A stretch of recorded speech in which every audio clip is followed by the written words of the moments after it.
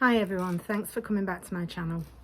I haven't done a video for a few days for a couple of reasons. Firstly, over the weekend I was away, not at the march. As anybody who knows me knows, I was at the march on the 1st of June, but I had an engagement arranged since last year, so I couldn't make this one. And secondly, after Monday's horrific incident in Southport, I didn't feel comfortable doing a video. Everything seemed to pale in significance to what had happened. I did, however, want to make a few comments on the matter. People said that this 17-year-old young man was from Syria. They said he was from Cardiff. The police never gave any real information on it, which was very suspicious for quite a while. But I'm not bothered where he's from, but what bothers me is what made a 17-year-old young man target dance classes full of children. What made him order a taxi, drive to that specific dance class, get out? He never even had intentions to pay the taxi man. Got out, pulled a balaclava over his head, went in and murdered those children and attacked those other children and those two adults.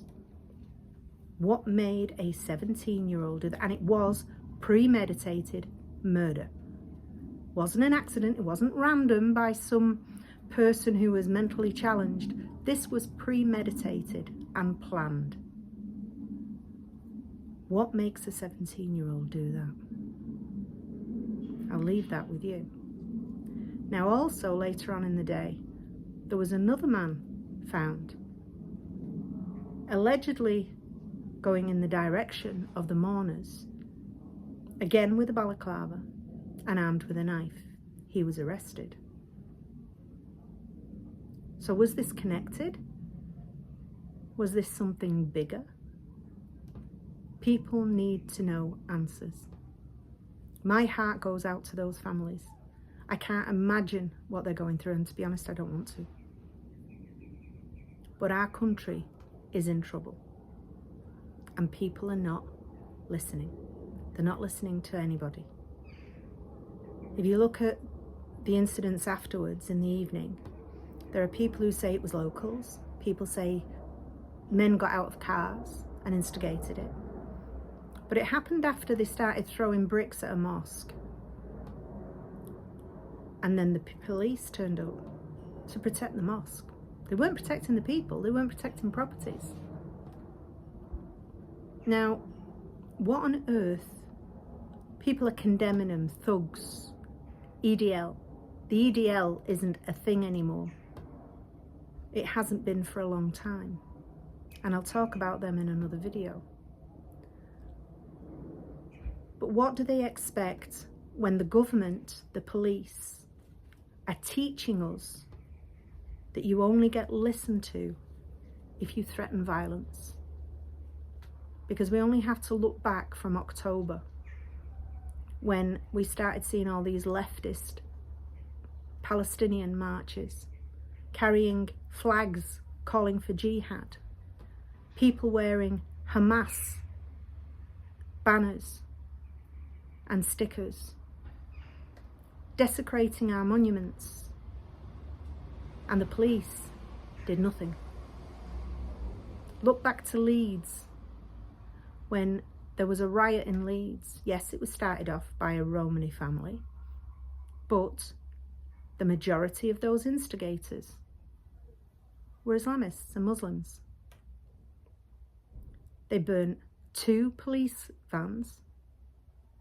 They were filmed burning out a bus. And what did the police do? They retreated. We have Muslim MPs threatening the government. We have protests after the Manchester incident in the airport, saying how they will target us and how we will suffer the consequences if those policemen are not charged.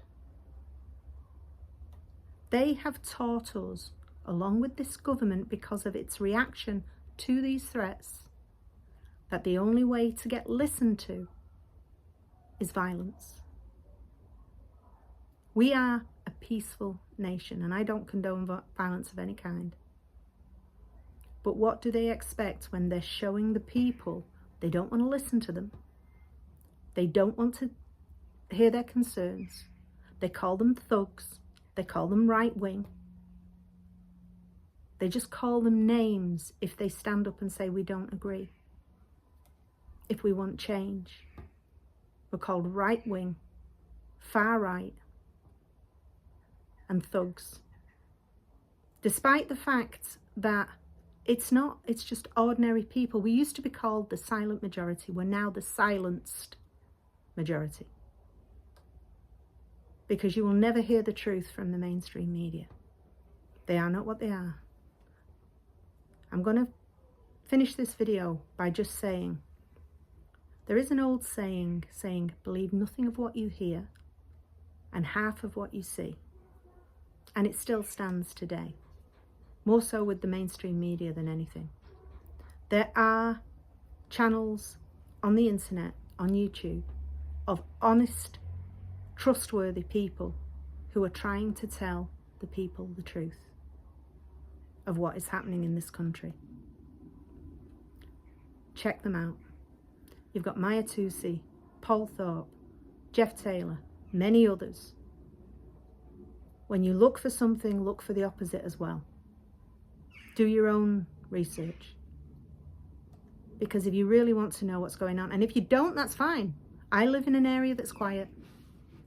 I don't see anything, I'm in a bubble. It all starts in the cities. Then it goes out to the big towns. Now it's going out to small towns. You need to wake up and be aware of what's happening in your own country. Not for your sake, not for my sake. I've had a good life. I've lived abroad. I've come back here. For your children and your grandchildren and your great-grandchildren. If you want them to have any kind of a decent life, you need to make yourself aware of what's going on, not just in this country, but in the rest of the world. Because the narrative pushed by the BBC, the ITV, Channel 4 and the government is everything's fine, carry on as usual. But it's not. And you need to look at it. Thanks for watching. I'll see you next time.